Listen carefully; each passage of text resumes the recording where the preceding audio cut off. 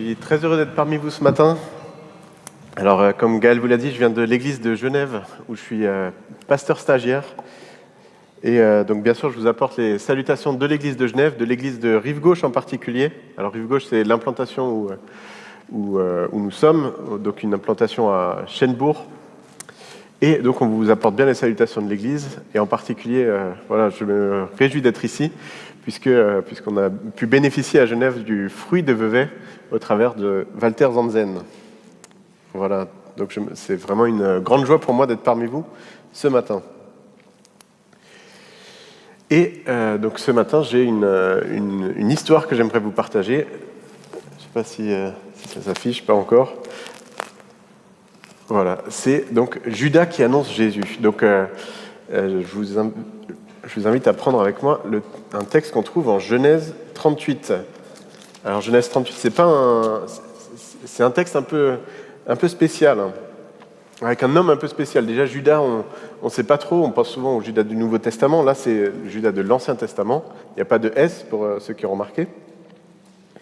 Donc c'est un homme peu connu, un drôle d'énergumène quand même, hein. On va le voir ensemble, vraiment un drôle d'énergumène. En fait, ce qu'on voit dans les chapitres précédents, donc, vous connaissez bien l'histoire de la Genèse, on voit donc bien sûr la création, l'histoire de Noé, et ensuite l'histoire d'Abraham, d'Isaac, de Jacob. Donc c'est vraiment une histoire qui se déroule normalement bien, un récit bien construit, on voit une étape après l'autre.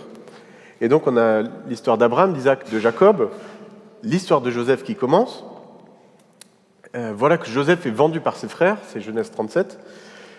Donc Genèse 37, on a donc Joseph qui est vendu par ses frères, avec les différentes réactions de ses frères. D'abord, on a Ruben qui essaye de le sauver en disant « Non, on ne va pas le tuer, on va juste le mettre de la citerne ». Et puis voilà qu'on a un peu le pire d'entre tous, Judas, qui vient et qui dit « Non, mais voilà des marchands ismaélites, ça y est, on va le vendre. On ne va pas le tuer, on va le vendre, on va en tirer quelques sous. 20 pièces d'argent, donc un Judas qui nous en rappelle un autre ici, quelque part. Mais donc Judas qui propose plutôt de vendre son frère, et tous les frères qui suivent et qui vendent Joseph en Égypte. Donc là, on s'attend à retrouver l'histoire de Joseph, cette suite logique, et non, on a une parenthèse ici dans l'histoire de Joseph, une parenthèse donc en Genèse 38. Et c'est ce qu'on va voir aujourd'hui. Donc l'histoire de Judas et Tamar. Donc cette histoire, elle est un peu spéciale. Quand on la lit pour la première fois, on se dit mais pourquoi elle est là ? Qu'est-ce qu'on y apprend ? Vraiment, on peut se poser plein de questions. Et j'aimerais voir simplement avec vous pourquoi est-ce que ce chapitre est important et qu'est-ce qu'il nous apprend ? En quoi il nous est utile aujourd'hui. Et donc, cette histoire, elle commence avec Judas. Donc, je vous l'ai dit, Judas qui a 3 fils. Donc, c'est vraiment toute l'histoire de Judas qui est rappelée dans ce chapitre. Donc, Judas qui a 3 fils. Et voilà que le premier se marie. Il se marie, après quelque temps, son fils meurt. Et là, donc, dans la loi, dans l'Ancien Testament, on devait, la femme, quand un enfant mourait, la femme passait à son frère. Donc elle se marie avec le deuxième, et voilà que le deuxième meurt aussi. Ah. Donc là, c'est un peu un drame pour Judas qui commence à réfléchir et qui se dit, là, quand même, oui, j'ai le troisième qui arrive, mais là, je vais peut-être pas lui donner tout de suite. Donc il lui dit, va dans ton village, et quand mon petit sera arrivé en âge d'être marié, je te le donnerai. Sauf que le temps passe, et Tamar voit bien que Judas n'a pas l'intention de lui donner son fils. Donc elle va se retrouver veuve toute sa vie, et veuve donc seule. Donc c'est une catastrophe pour Tamar. Et là elle réfléchit, elle se dit, il va falloir que je trouve un plan pour agir. Elle apprend qu'il vient au village, et là elle décide de se prostituer. Donc elle se cache le visage, elle se prostitue au bord de la route, justement en voyant Judas venir, et elle se dit, il va me choisir et il va me donner une descendance. Je vous l'ai dit, c'est une histoire très spéciale. Et donc, on arrive en Genèse 38, les versets 17 à 19, qu'on peut lire ensemble. Donc Genèse 38, versets 17 à 19. On va s'arrêter un instant sur ces quelques versets. Donc là, Judas qui va la voir, qui lui demande son service. Qu'est-ce qu'elle voudrait pour son service ? Et donc voilà que Judas lui propose. Il répondit, je t'enverrai un chevreau de mon troupeau. Elle dit, donne-moi un gage jusqu'à ce que tu me l'envoies. Il répondit, quel gage te donnerai-je ? Elle dit, ton seau, ton cordon et le bâton que tu tiens. Il les lui donna. Puis il s'unit à elle et elle tomba enceinte de lui. Donc ce premier texte où on voit donc que Tamar ici vraiment cherche à avoir une descendance et elle lui demande 3 éléments très importants ici. On va voir après pourquoi, mais elle lui demande le seau, le cordon et le bâton. Donc je vous paraphrase un peu l'histoire, mais Judas envoie un ami pour effectivement donner un chevreau pour la payer, et voilà que cette prostituée a disparu. On dit, il n'y a jamais eu de prostituée dans ce village, on ne sait pas d'où ça sort, mais en tout cas, tu récupéreras jamais ton cordon, ton seau, ton cordon et ton bâton. Tu ne les récupéreras pas parce qu'il n'y a pas de prostituée ici. Ah, étonnant. On avance dans l'histoire, on arrive en Genèse 38, les versets 24 à 26, et voilà que Judas apprend que sa belle-fille est tombée enceinte. Genèse 38, les versets 24 à 26. Environ 3 mois plus tard, on va annoncer à Judas, ta belle-fille Tamar s'est prostituée, et la voilà même enceinte à la suite de sa prostitution. Judas dit, faites-la sortir et qu'elle soit brûlée. Comme on la menait dehors, elle fit dire à son beau-père, c'est de l'homme à qui ces objets appartiennent que je suis enceinte. Elle ajouta, reconnais donc à qui appartiennent ce seau, ce cordon et ce bâton. Judas le reconnut et dit, elle est moins coupable que moi, puisque je ne lui ai pas donné à mon fils Shéla. Cependant, il n'eut plus de relation sexuelle avec elle. Voilà que Judas ait pris la main dans le sac. Il se trouve quelque part confondu par cette prostituée qu'il avait condamnée si rapidement. On voit qu'il ne se pose pas de questions. On lui dit, ça y est, elle est enceinte. Et il se dit, tout de suite, elle s'est prostituée. Voilà, on va la brûler. Problème réglé. Là, on voit vraiment l'éthique de Judas, quelque part, qui est terrifiante. Mais voilà que, pris justement face à Tamar, il reconnaît sa faute. Et il se dit, waouh, en fait, j'étais prêt à la condamner, mais moi, je suis pire qu'elle. Et là donc, il arrête, il lui fait grâce finalement. Il lui fait grâce et il se fait grâce en même temps. Vous le remarquerez. Mais donc ce matin, je veux voir avec vous 3 éléments vraiment de l'identité de Judas, parce qu'on voit qu'au travers de cette prostituée, il laisse toute son identité. Et son identité, donc, elle se reconnaît dans ces 3 éléments, le seau, le cordon et le bâton. Et donc c'est vraiment sur ces 3 éléments que je veux m'arrêter ce matin et voir qu'est-ce que ça nous apporte à nous aujourd'hui.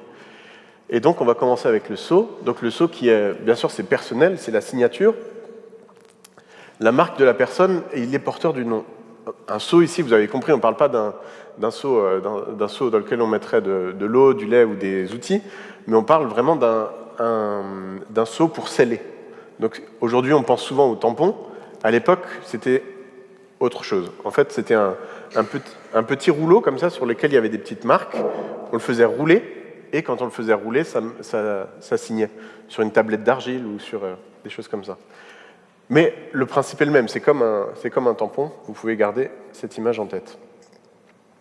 Donc la première chose, c'est le sceau.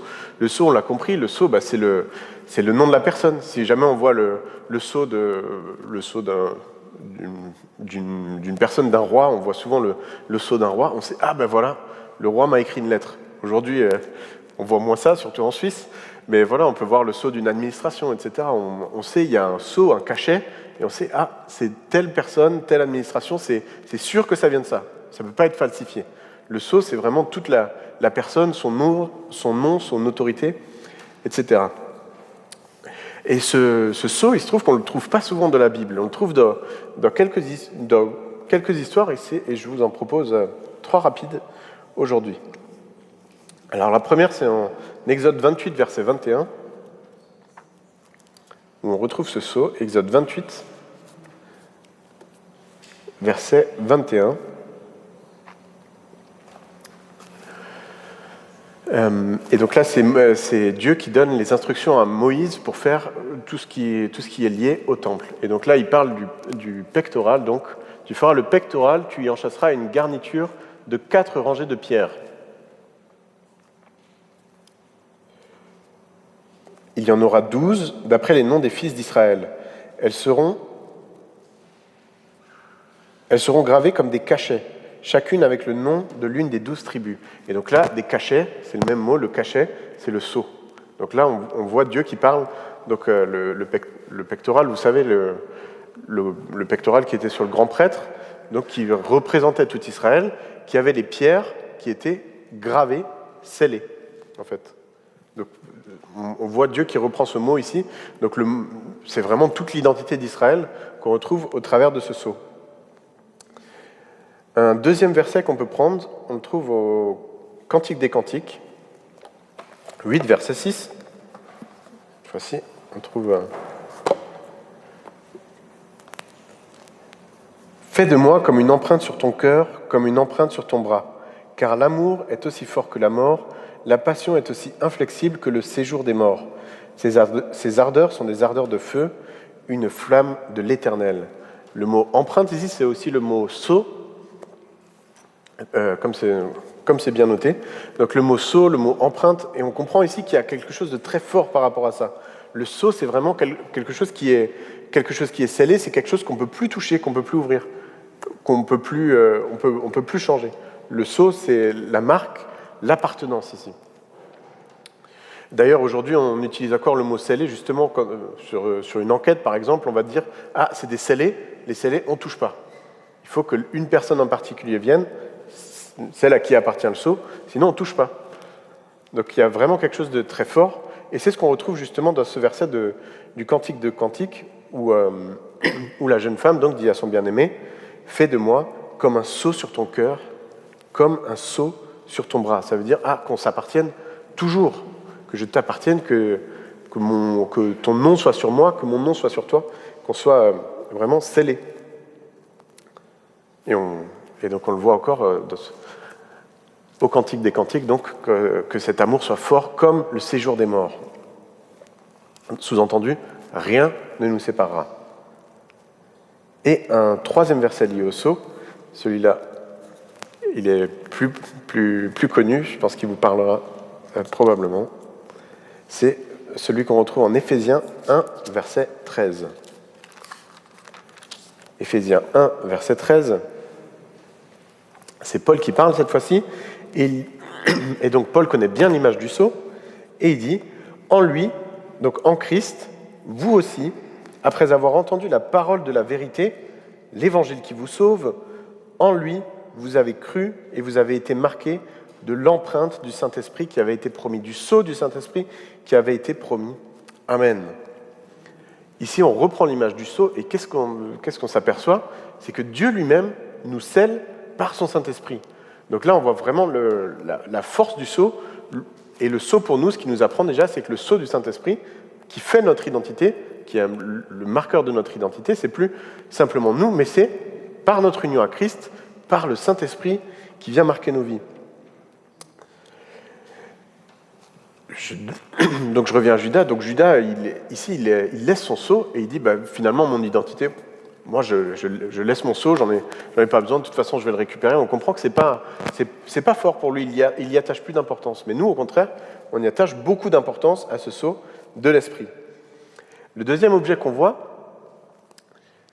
c'est le cordon. Alors le cordon, là, ça sera plus compliqué de trouver une image, simplement parce que le tissu dans le temps, ça ne se garde pas. Donc il n'y a aucun cordon de l'époque. Mais ce qu'on sait de différents écrits, c'est que le cordon, c'était aussi un marqueur de l'identité. Il était tressé d'une manière spéciale, etc. Ce n'était pas juste un fil d'un vêtement que tout le monde avait. Et sinon, c'est simple, Judas ne l'aurait pas laissé. Mais il l'avait laissé parce que c'était un fil tressé d'une certaine façon qui montrait encore son identité. On pense que c'était sûrement lié au sceau, justement, pour attacher le sceau, d'une certaine façon.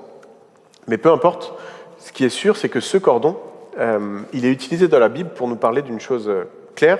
Il nous parle de la loi, donc des valeurs et du cadre. Alors là, le cadre, la loi, les valeurs morales du porteur, et donc le cadre éthique aussi. Comment pense une personne, comment elle fonctionne, dans quelle valeur, quelle loi elle s'inscrit. Donc là, on comprend que c'est très important aussi pour Judas, puisque lui, il dépend de l'alliance qui a été faite avec Abraham, Isaac et Jacob. Donc il doit avoir un cadre éthique, une morale forte, puisqu'il représente aussi cette alliance, l'alliance de ses pères. Et pourtant, Judas, donc, il va laisser ce cordon aussi.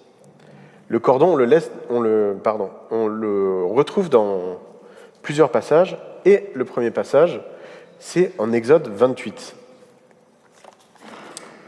Exode 28 au verset 28.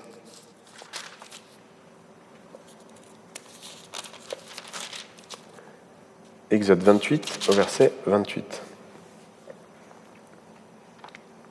On attachera le pectoral par ses anneaux aux anneaux de l'éphod avec un cordon bleu, afin que le pectoral soit au-dessus de l'écharpe de l'éphod et qu'il ne puisse pas se séparer de l'éphod.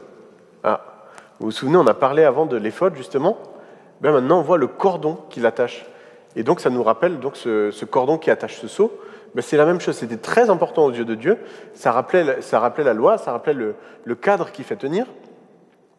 Et donc, c'était la même chose pour Judas et son sceau. Et pourtant, il le laisse ici. Donc, on voit vraiment le cordon qui est lié au sceau, à l'identité. On peut passer à Nombre 15, versets 37 à 4. Où on retrouve ce sceau aussi. Ce cordon, pardon, merci.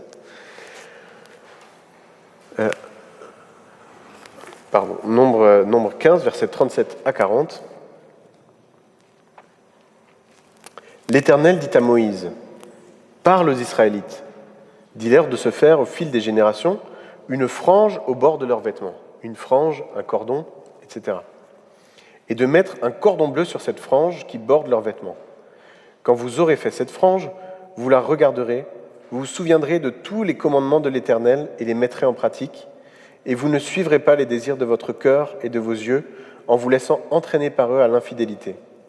Ainsi, vous vous souviendrez de mes commandements, vous les mettrez en pratique et vous serez saints pour votre Dieu. Amen. » Ici, on voit donc la frange, les tzitzit que vous connaissez sûrement, que les Juifs faisaient, et à l'intérieur duquel il y avait un cordon en particulier. Donc, aujourd'hui, c'est souvent une ficelle violette, mais en tout cas, peu importe, le fait est qu'ils devaient prendre ce cordon, la regarder et se souvenir des commandements de Dieu. En particulier, pourquoi ? Pour ne pas se laisser entraîner par eux à l'infidélité. Donc là, on voit que Judas, finalement, en laissant son cordon, qui nous rappelle la loi, en laissant son cordon, il laisse toutes ces valeurs. Et on voit clairement qu'il les a laissées depuis longtemps. Donc ce cordon qui nous rappelle la loi, qui est l'identité pour Judas, l'identité de l'alliance de ses pères, mais qui est l'identité pour nous aussi de la loi, le cadre que Dieu nous donne, notre morale, les valeurs qu'il nous prescrit au travers de ses commandements. Et on peut voir ensemble le passage de 2 Corinthiens 3, verset 3.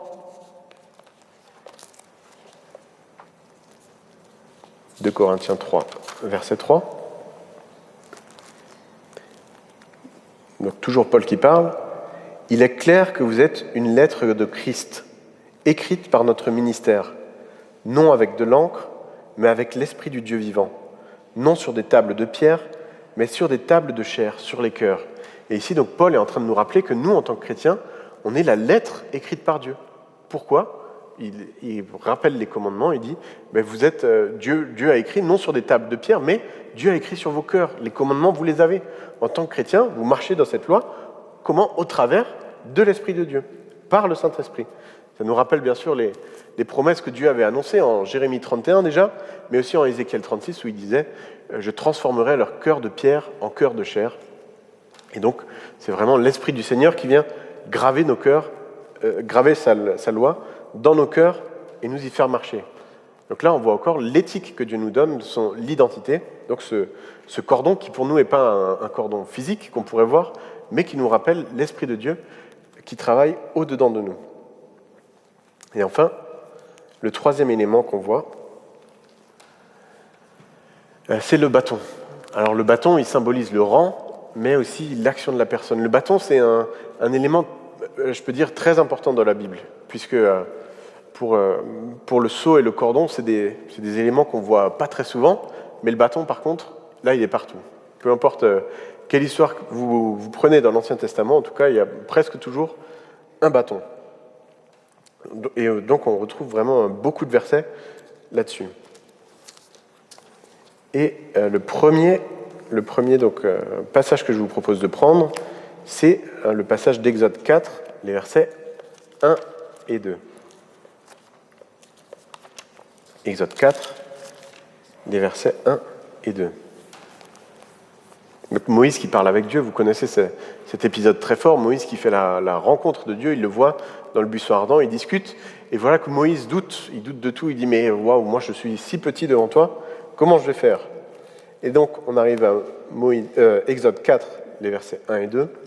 Moïse répondit à Dieu « Ils ne me croiront pas, ils ne m'écouteront pas. Au contraire, ils diront « L'Éternel ne t'est pas apparu. » L'Éternel lui dit « Qu'y a-t-il dans ta main ?»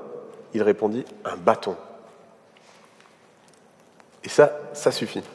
Voilà que Moïse tient dans sa main un bâton, et là on voit que Dieu va utiliser ce bâton pour de nombreux miracles. En fait, pour tous les miracles qu'il fait en Égypte. D'abord, il apprend à Moïse en disant « Bon, jette le bâton par terre, le bâton devient un serpent. » Il dit « Bon, maintenant tu attrapes le serpent par la queue. » Il l'attrape, il redevient un bâton, etc. Et au travers de ça, Dieu est en train de dire « Non, mais au travers de ce bâton, c'est moi qui vais agir. Toi, tu crois que tu as un bâton dans ta main, mais ce bâton, il symbolise ta puissance, la puissance de Dieu. En fait, il symbolise l'action de Dieu. » Et c'est ce qu'on voit donc dans les 10 plaies d'Égypte. Même avant les 10 plaies, on le voit déjà contre les sorciers de Pharaon. Les sorciers voient ce bâton et disent « Ah, là, c'est le doigt de Dieu. » Et donc, ils sont stupéfaits de la puissance que Moïse et Aaron montrent au travers du bâton. Et ils disent « C'est le doigt de Dieu. » Donc, ce bâton, il nous rappelle l'action de Dieu. Mais, un petit peu plus loin, en Nombre 17, au verset 23, on voit quelque chose d'encore plus extraordinaire avec ce bâton. C'est pas juste un simple bâton pour faire des miracles, mais Dieu l'utilise vraiment pour autre chose. Nombre 17, au verset 23.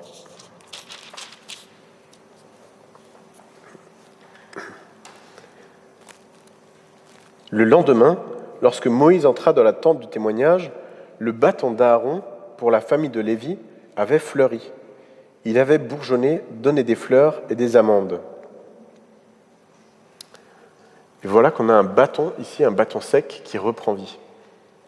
Et ça, c'est vraiment très fort ici, puisque, déjà, c'est un drôle de miracle, on peut le dire, mais en fait, c'est très fort parce que ce bâton qui fleurit, Moïse le prend comme un signe de Dieu, mais il le prend même comme l'identité de Dieu, ce que Dieu va faire. Il dit oui, Dieu s'est glorifié en faisant des miracles au travers de ce bâton, mais maintenant, c'est Dieu qui montre, qui fait reprendre la vie à ceux qui étaient morts. Et ça semble tellement fort qu'il prend ce bâton qui a fleuri et qu'il le met dans l'arche d'alliance. Vous savez, il n'y a que 3 éléments dedans. Il y a les commandements, il y a la manne, et donc il y a ce bâton. Et donc c'est ces 3 éléments qui nous parlent aussi quelque part de l'identité de Dieu, cette fois-ci. Et donc là, le bâton même, ce bâton qui était mort et qui a repris vie, Moïse le prend en disant « Ah voilà, c'est extraordinaire, il nous parle de l'identité de Dieu, de son action, mais aussi de sa capacité de rendre la vie à ceux qui étaient morts. Et de faire porter du fruit à ceux qui étaient morts. » Donc c'est vraiment très fort pour le bâton. Et donc, dans le Nouveau Testament, on ne retrouve pas vraiment de bâton. On n'en retrouve pas vraiment. Ce qui est étonnant. On retrouve toutes sortes de sceptres, etc., mais plutôt des sceptres de fer. On ne parle pas... Le terme qui est utilisé ici, en hébreu, on ne le retrouve pas vraiment dans le Nouveau Testament. Mais, là encore, c'est normal. Pourquoi ? En Christ, cette fois-ci, c'est nous-mêmes qui sommes devenus les bâtons de Dieu. On est devenus ces instruments, ou c'est Dieu qui est devenu plutôt notre bâton directement. Puisque c'est encore une fois, par son Saint-Esprit, qu'il fait porter du fruit à ce qui était mort. Et donc, là encore, c'est l'Esprit qui est en nous, qui fait fleurir ce bâton. Et comment on le voit ? Comme avec ce bâton, on le voit par l'Esprit. Donc le bâton qui fleurit, qui redonne des fleurs d'amandes et des amandes, donc c'est la même chose avec nous. Même si on est mort, Dieu ou plutôt quand on est mort, Dieu vient et il nous redonne la vie en Christ. Et il le manifeste donc en donnant la vie. Et donc je vous invite à reprendre cette histoire de Judas avec moi. Et là, on va voir qu'est-ce que le texte nous apprend vraiment pour aujourd'hui. Donc on a vu ces 3 éléments forts de l'identité. On a vu donc le sceau, le cordon, le bâton. On a vu qu'est-ce que ça représente à l'époque et qu'est-ce que ça représente pour nous aujourd'hui. Mais je vous invite donc à plonger avec moi dans le texte pour voir qu'est-ce que ça représente déjà pour Judas et qu'est-ce qu'on apprend sur lui.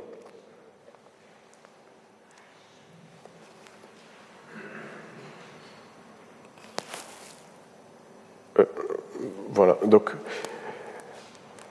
on va lire le texte dans un instant, mais ce qu'on peut déjà dire, c'est que simplement au travers de cette histoire, quand on s'arrête ici en Genèse 38, on voit que Judas est confondu par sa propre identité. Il voit ce qu'il avait laissé.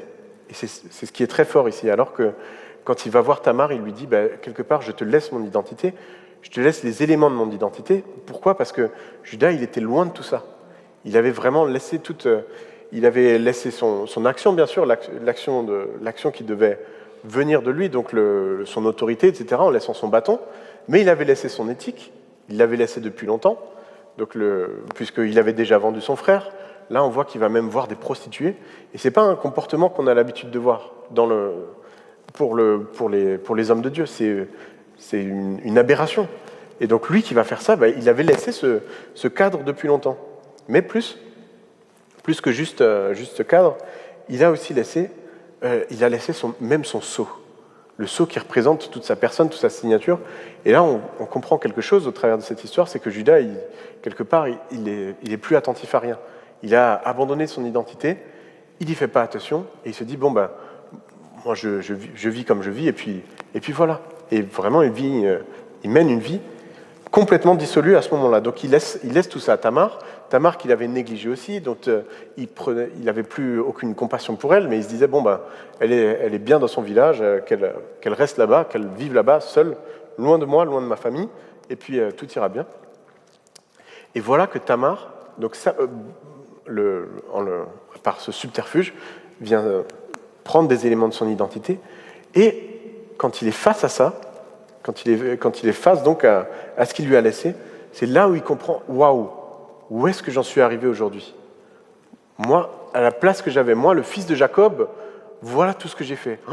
J'ai vendu mon frère, je suis allé voir des prostituées, j'ai laissé cette pauvre veuve. Voilà mon identité que je retrouve ici. Là, il est face à son propre sceau, à son cordon, à son bâton, et il reste muet. Donc voilà, c'est un texte bizarre, un texte dur, mais on comprend qu'ici, il nous apprend quelque chose de très fort. C'est vraiment la repentance de Judas. Judas, en voyant ça, il est capable de se repentir. Il est capable de voir ce qu'il a laissé, et il est capable de voir ce qu'il veut retrouver. D'ailleurs, le texte précise, il n'a plus de relation avec elle après ça. Pourquoi ? Justement parce qu'il est repentant. Il regrette ce qu'il a fait, il regrette ce qui lui arrive. Et c'est terrible pour lui. Donc, je vous invite avec moi en Genèse 49, les versets 8 à 12. Voilà, Genèse 49, les versets 8 à 12. Et cette fois-ci, donc, c'est Jacob, qui bénit ses fils. Il les bénit, et à chaque bénédiction, il y a vraiment quelque chose de précis pour chacun de ses fils. Et voilà qui bénit Judas avec ces paroles. Judas, c'est toi que tes frères célébreront. Ta main sera sur la nuque de tes ennemis. Les fils de son père se prosterneront devant toi. Judas est un jeune lion. Tu reviens du carnage, mon fils. Il plie les genoux. Il se couche comme un lion, comme une lionne. Qui le fera se lever ? Le sceptre ne s'éloignera pas de Judas, ni le bâton souverain d'entre ses pieds, jusqu'à ce que vienne le Shilo et que les peuples lui obéissent. Il attache son âne à la vigne et le petit de son ânesse au meilleur cep. Il lave son vêtement de levain et son manteau dans le sang des raisins. Il a les yeux rouges de vin et les dents blanches de lait. Waouh! Là, on avait Judas, on peut dire l'un des pires, sinon le pire des fils, qui a donc cette vie terrible. Mais on le voit donc en Genèse 38 se repentir, faire une vraie repentance. On le retrouve après auprès de Joseph, où là, on voit qu'il n'a plus envie de vendre ses frères, mais au contraire, il se propose même de prendre la place de Benjamin en otage, quelque part, comme un gage. Il dit, non, plutôt prends ma vie plutôt que la sienne. Donc, on voit cette vraie repentance, et voilà qu'en arrivant en Genèse 49, on trouve donc ce verset magnifique, qui nous semblerait presque incompréhensible. Voilà que lui, ce fils, a cette terrible vie, a cette promesse incroyable, la promesse que le Shiloh viendra de lui. Alors le Shiloh, c'est un terme qu'on ne retrouve pas souvent, mais vous l'avez compris, le Shiloh, on parle du Messie, on parle de Jésus. Donc on est en train de dire à Judas, mais plutôt Jacob est en train de dire à Judas, le Messie va venir de toi. Ça, c'est incroyable. On s'attendrait à ce que ça soit plutôt de Joseph, de Benjamin, justement, mais non, c'est pas lui. Celui que Dieu a choisi, c'est Judas. Vous me suivez jusque-là ? Et c'est là où c'est incroyable. Pourquoi est-ce qu'il choisit Judas ? C'est à cause justement de cet épisode. Cet épisode donc, de Genèse 38 qui nous annonce le Messie, l'identité retrouvée, donc l'identité, la repentance de Judas finalement. Judas se repent, il reprend son identité, et voilà que Dieu lui fait cette promesse extraordinaire, le Messie viendra de toi. Oh, gloire à Dieu. Et quelque chose de plus surprenant encore, c'est pas justement par le troisième fils de Judas que vient le Messie. Non, c'est par le fils de Judas et Tamar, Péretz. On le retrouve dans le Nouveau Testament, en Matthieu. Donc le Messie vient vraiment de cette descendance. Entre Judas et Tamar, là, on pourrait se dire, mais c'est incroyable ce que Dieu a fait là. C'est un épisode horrible. Comment est-ce que Dieu peut accepter que dans l'ascendance du Messie, il y a une histoire comme ça? Et pourtant, non. C'est ce que Dieu a choisi. Et là, on peut dire, c'est ce que Dieu a choisi. Pourquoi ? Parce que ça nous montre aussi la repentance et la grâce de Dieu en Jésus-Christ. Je vais terminer avec ça. Donc on voit vraiment, je vous l'ai dit, on voit la repentance de Judas, on voit qu'il a toute son attitude qui est transformée. Mais surtout, on ne veut pas s'arrêter là, on veut en garder quelque chose pour nous. Et donc ce quelque chose que je veux vous laisser ici, c'est ce qui fait aussi notre identité en Christ. Et donc la question pour vous ce matin, quel est ton sceau, quel est ton cordon, quel est ton bâton ? On l'a vu donc, c'est bien sûr l'action de l'Esprit en nous, mais c'est l'identité aussi qu'on retrouve en Jésus-Christ. Et je vous propose un peu un verset qui vient finir tout ça. Ah, voilà, la projection est rapide, c'est Éphésiens 1, les versets 13 à 14. Éphésiens 1, versets 13 et 14, pardon. Éphésiens 1, donc versets 13 et 14. En lui, vous aussi, donc en Christ, vous aussi, après avoir entendu la parole de la vérité, l'évangile qui vous sauve, en lui aussi vous avez cru et vous avez été marqués de l'empreinte du Saint-Esprit qui avait été promis. Ça, on l'a lu. Et voilà le verset 14. Il est le gage de notre héritage en attendant la libération de ceux que Dieu s'est acquis pour célébrer sa gloire. Amen. Vous vous souvenez du mot gage ? C'est celui justement qu'on trouvait dans l'histoire de Judas et Tamar. Elle lui dit, mais quel gage me donneras-tu ? Quel gage me donneras-tu ? Et bien là, Paul reprend exactement ces mots, avec le sceau justement, il reprend ce mot, il dit, mais le gage que Dieu nous a donné, le gage de notre héritage, en attendant la libération, c'est le Saint-Esprit. Dieu nous scelle par son Saint-Esprit comme un gage de notre héritage. Donc le gage ici, on comprend, c'est en attendant le vrai paiement, la promesse totale, en attendant ça, il nous donne ce gage, l'empreinte, le sceau du Saint-Esprit. Amen. Et voilà, je vais terminer avec ça et je veux prier simplement. Et voilà, on va prier. Et avant de prier, je veux m'adresser à vous. Peut-être qu'il y en a certains qui ont laissé leur bâton. Vous avez laissé peut-être votre ministère, ton service, ton statut. Tu as laissé ce au travers de quoi Dieu t'utilisait. Tu as laissé cette force qu'il te donnait.